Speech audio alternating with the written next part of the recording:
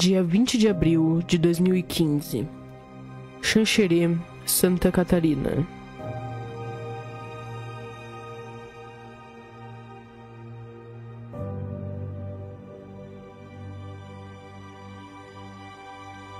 O tornado de Xanxerê, ele foi um dos tornados mais bem documentados da América Latina.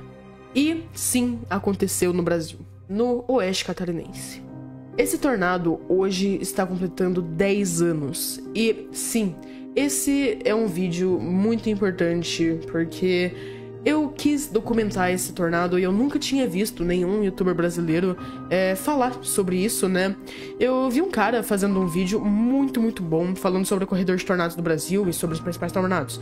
Ele não falou sobre o Xanxerê, e ele falou de vários tornados, então eu quero aproveitar pra me basear nesse vídeo que ele fez pra documentar melhor esses tornados que ele comentou naquele vídeo dele. Os tornados no Brasil, eles são muito pouco comentados pela população brasileira. Eles são, inclusive, muitas vezes confundidos com vendavais ou tempestades, mas são coisas completamente diferentes. As tempestades são aquelas que a gente conhece e que todo mundo já presenciou pelo menos alguma vez na vida. Que são chuvas fortes, ventania, raio, até mesmo granizo algumas vezes. Só que os tornados, eles são mais do que isso. Eles são funis, nuvens giratórias, funis que tocam o solo e destroem tudo que vem pela frente. Tudo mesmo. Eles são principalmente visíveis nos Estados Unidos, onde são registrados cerca de 1.200 tornados por ano, tá? E essa galera aí tá acostumada a falar sobre tornados. Mas aqui no Brasil não. E eu acho que é um desperdício, por causa que o Brasil ele é o segundo país com maior incidência de tornados no mundo. Então, eu acho que a gente devia saber mais sobre isso, a gente devia falar mais sobre isso aqui no Brasil. Então, eu quero trazer também um pouco aqui no canal mais sobre isso, né? Mais sobre tornados brasileiros. Bom, eu acho que antes da gente começar falando sobre o tornado de Xanxerê, a gente devia falar sobre como esses tornados são formados e por que eles acontecem no Brasil. Esses tornados geralmente acontecem durante frentes frias.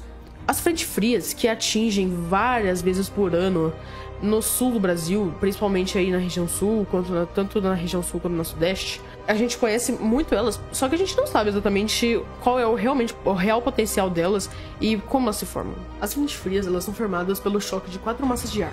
Uma massa de ar quente e úmida vinda da floresta amazônica, uma massa de ar fria e seca vinda da Patagônia, uma massa de ar fria e úmida vinda do sul do Atlântico, e uma massa de ar quente e seca vinda do norte do Atlântico. O choque dessas massas de ar que acontece no sul do Rio Grande do Sul, eles geram zonas de baixa estabilidade que, quando se movem para o oceano, criam ciclones extratropicais que apresentam duas frentes, uma frente seca no Atlântico e uma frente fria na Terra, que geralmente se move na direção nordeste, pelo sul e sudeste brasileiro. Durante a frente fria, que é o que causa os tornados, ela não surge já com tempestades. As tempestades surgem quando o ar frio força o ar quente a subir, e isso traz diversas condições para a formação de tempestades. De acordo com as condições presentes no local, essas tempestades, elas podem acabar virando tempestades giratórias, que se chamam supercélulas, que podem realmente acabar virando tornado. Então agora, enfim, vamos começar a falar sobre o tornado de Xanxerê, no dia 20 de abril de 2015. Questão de segundos. Quando a frente fria se deslocava, assim, várias tempestades surgiram assim como esperado. Porém, uma que surgiu bem no oeste, surgiu com algumas condições específicas.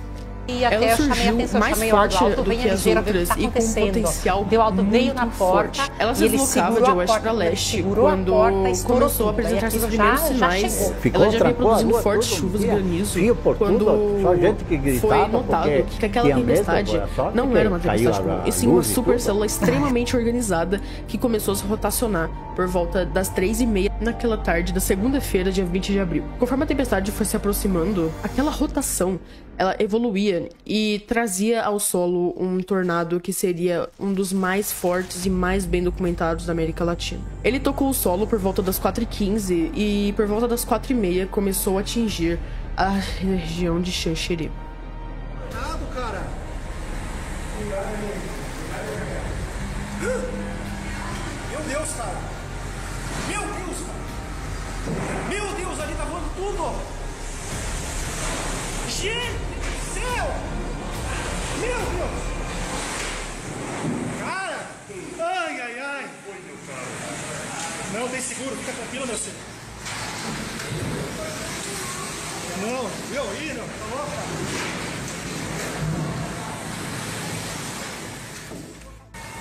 A fábrica foi tudo, cara. A fábrica foi tudo. Meu Deus do céu. Meu Senhor do céu. Da minha casa. E o meu piá, cara.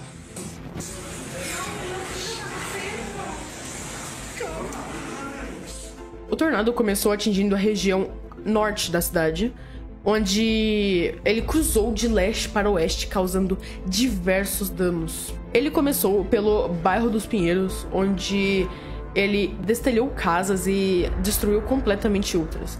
Arrancou árvores do solo e arremessou carros a metros de distância. Porém, os maiores danos foram realmente registrados pouco antes de atingirem o ginásio da cidade, ali no bairro Taka. Esse bairro foi um dos mais atingidos, tendo casas completamente destruídas. Quarteirões inteiros se sucumbiram a incríveis, gigantes campos de detritos.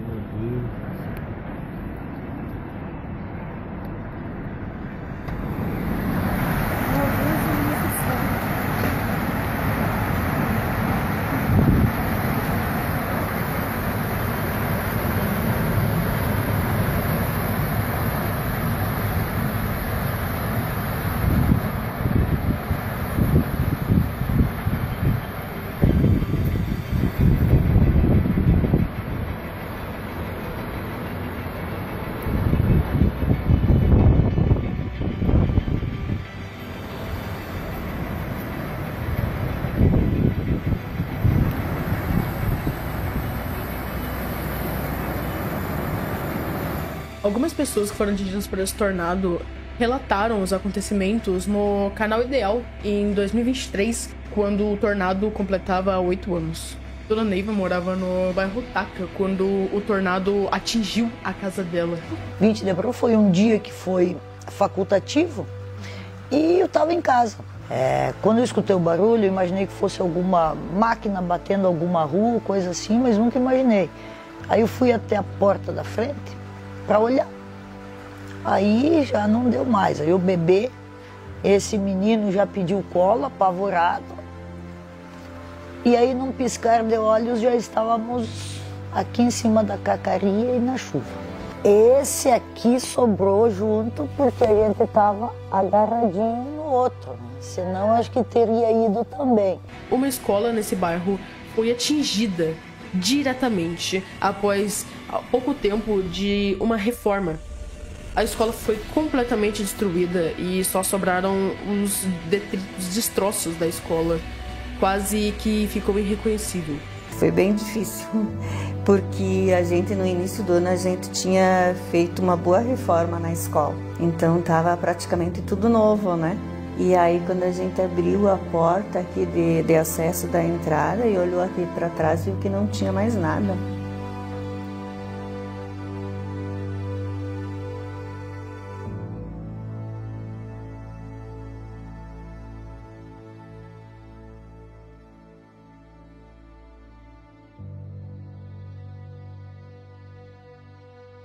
Após o tornado ter atingido o bairro Taka, ele se direcionou diretamente para o bairro dos Esportes, onde ficava localizado o ginásio da cidade, que foi brutalmente atingido por aquele tornado. Naquele bairro moravam Dona Maria e seu Eli, que também falaram sobre o evento no mesmo canal do YouTube. Fui fazer umas coisinhas ali dentro quando eu ouvi uma pancada muito forte, em cima do telhado da cozinha. Os escombros chegavam quase até a cintura, que tinham caído, né? Só que eu percebi que ficou umas 3 tábuas de madeira que fazia divisória da sala com um corredor, com a foto do meu pai. Já naquela época, na vida eterna. Quando eu fui para juntar essas fotos, que a chuva já vinha caindo, me abaixei e escorreu sangue, assim, muito sangue. Eu fui correndo até a rodoviária, com aquela toalha na cabeça, embaixo de chuva. E na esquina onde tem uma padaria, vocês devem lembrar, ali saiu um moço que tinha ido comprar pão, que eu ainda tenho esperança de um dia encontrá-lo para agradecer. Me colocou no carro dele e me levou para o hospital.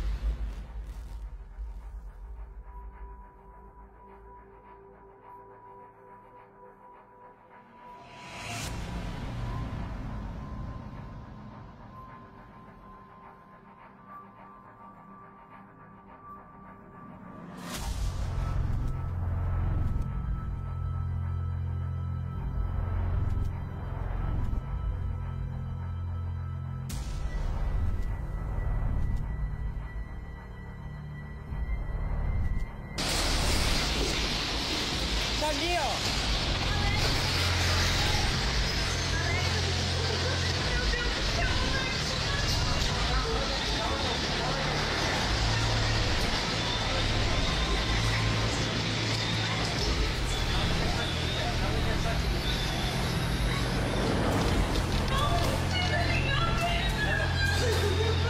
Calma, Michele, para.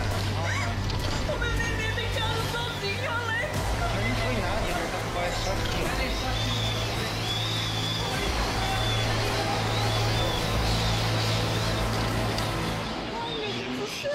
Que isso?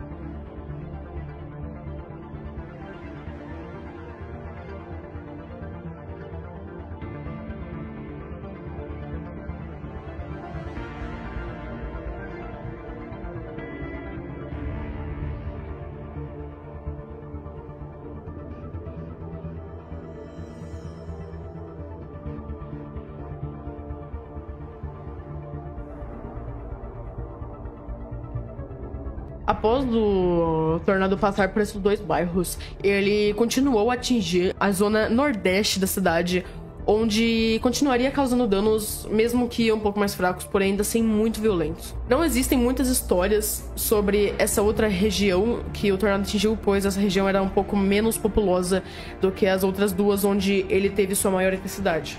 Porém, mesmo assim, ele foi um tornado muito destrutivo e foi oficialmente classificado como um EF3. Existem diversas outras histórias desse tornado, mas aqui eu tô dizendo só as principais, assim como uma história que ficou famosa da Dona Terezinha, que trabalhava no hospital da cidade quando o tornado atingiu o bairro que ela morava. Ela morava no bairro São Jorge, um dos bairros que não foram tão atingidos, porém, mesmo assim, apresentam uma destruição imensa. Ela trabalhava no hospital quando recebeu a notícia de que o tornado havia atingido a casa dela, e ela saiu de lá correndo direto pra casa dela pra saber se sua filha, que estava sozinha lá, estava bem. Quando ela chegou no bairro, ela encontrou apenas destroços de todas as casas da região. E quando chegou, encontrou a sua filha viva. Algumas histórias extremamente perturbadoras de quando, depois que o tornado havia atingido a cidade. Relatos de médicos que haviam diversas pessoas, o hospital estava lotado de pessoas desesperadas, não só por conta de problemas físicos, mas também por problemas psicológicos, que elas foram gravemente afetadas psicologicamente por todo aquele terror que elas passaram, mesmo que em pouco tempo. Esse tornado foi um tornado muito bem documentado, mas mesmo assim, ele não tem tantas informações disponíveis na internet. Quando você pesquisa sobre o tornado, não aparecem muitas informações, aparecem mais sobre sites que falaram sobre, porém não existem tantas informações mais a fundo sobre esse tornado. Algo que realmente me decepciona um pouco, porque o Brasil é o segundo país com maior incidência de tornados no mundo.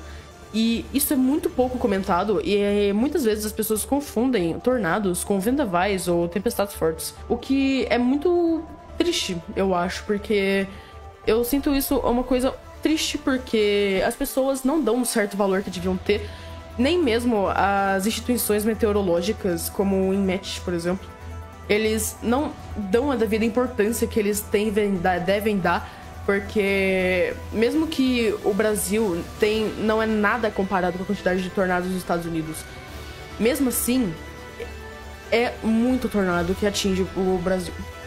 Após a passagem do tornado, ele não só deixou um rastro de destruição física, né, com casas e pessoas machucadas, mas também deixou um rastro na mente das pessoas que foram gravemente afetadas por esse tornado, não só fisicamente, mas tiveram também muitas pessoas que foram afetadas psicologicamente. E esse tornado foi algo que deixou marcado para sempre a mente de várias pessoas que estavam naquela região que foi atingida pelo tornado. Hoje, 10 anos depois, Xanxerê é uma cidade comum, não carrega consigo um nome de cidade tornádica, assim como geralmente acontece nos Estados Unidos. Tornados fortes nos Estados Unidos geralmente são lembrados para sempre por lá. Mas aqui no Brasil não, até mesmo porque pouquíssimas pessoas sabem sobre esse evento, né? Então é basicamente isso. Ajudas não só de Santa Catarina, mas do Brasil inteiro foram até Xanxerê. Vieram ajudas com colchões e produtos de higiene básicas para as pessoas que perderam suas casas. E como todo evento trágico, fica uma lição pra gente, né?